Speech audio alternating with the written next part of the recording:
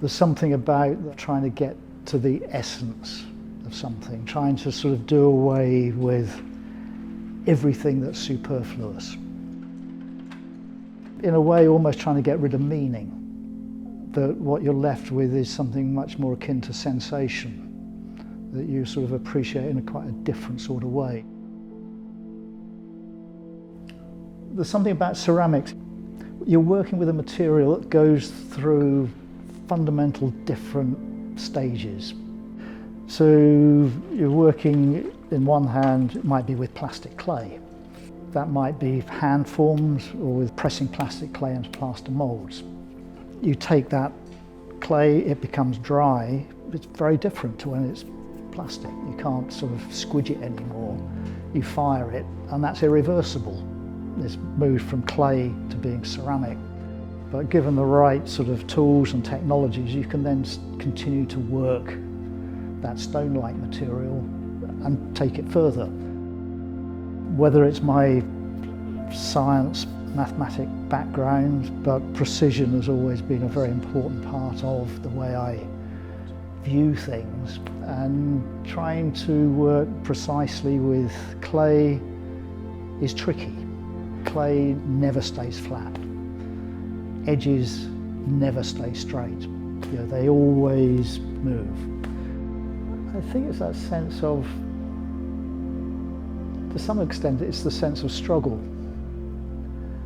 It is actually sort of somehow defining an issue, and I think in terms of what I enjoy, it's trying to work out the way to bring that to fruition. Okay, I've created the problem, this is what I want to make, but now it's up to me to come up with the solution. In one way or another, I think virtually everything I make references the domestic. It references the potential for function. It very rarely is functional, but I quite enjoy that sense of the potential for something. The other thing about, the vessel, the container, is the sort of formal language of a contained space. I start in some sort of way to define what the questions are that I'm asking. I find I need boundaries and I need limits. Without those, I get a bit stuck.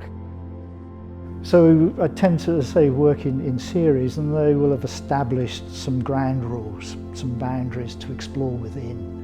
And that will continue for as long as I think there's something new to discover. I suppose I then try and find the visual language for that through exploration, and I'm doing it digitally. Through whatever process, sometimes it's through three-dimensional sketching, maquette making, drawing, sketching. I will arrive at a point where I have a very clear idea of what the piece is. And then it's a matter of stepping back from that. Now, how do I make this?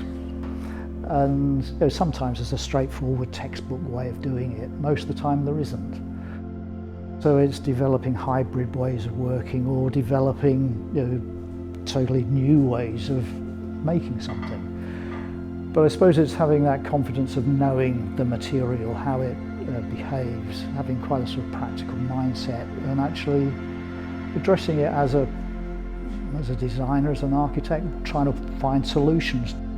But I think overall it is that sense of moving something from an idea to a thing that then can enter the world.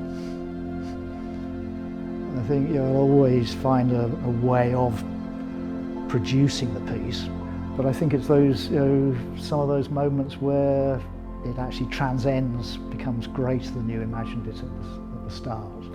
They're the special moments.